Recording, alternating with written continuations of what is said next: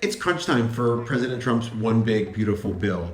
And Senate Republicans have been racing and scrambling all week to try to assemble a final version that they can get moving toward the president's desk so he can sign it by July 4th. Mr. President, can Congress finish this by July 4th? We hope so. So this bill does a lot. It is, basically all of Republicans' fiscal policy agenda wrapped into one piece of legislation. It increases budget deficits by a couple $1 trillion relative to doing nothing.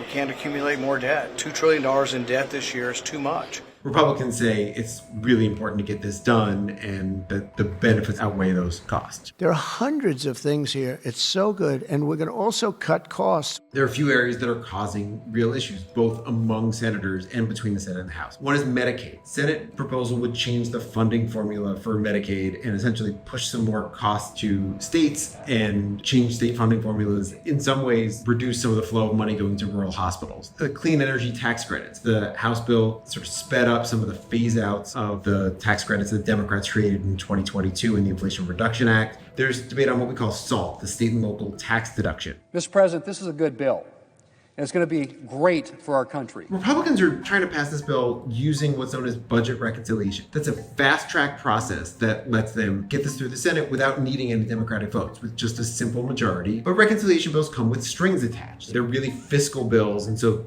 items that are more policy changes and less fiscal can't happen, require 60 votes to get in the bill. The way that they accomplish that is by having the Senate parliamentarian, who's an unelected staff member who works for the Senate, as the sort of arbiter and rules referee and reviewer of that. The parliamentarian's been a little difficult, and I would say that I disagree with the parliamentarian on some things, and on other ways he's been fine. And then the parliamentarian will come out with advice, and then Republicans will either drop a provision that doesn't comply or rewrite it so it works.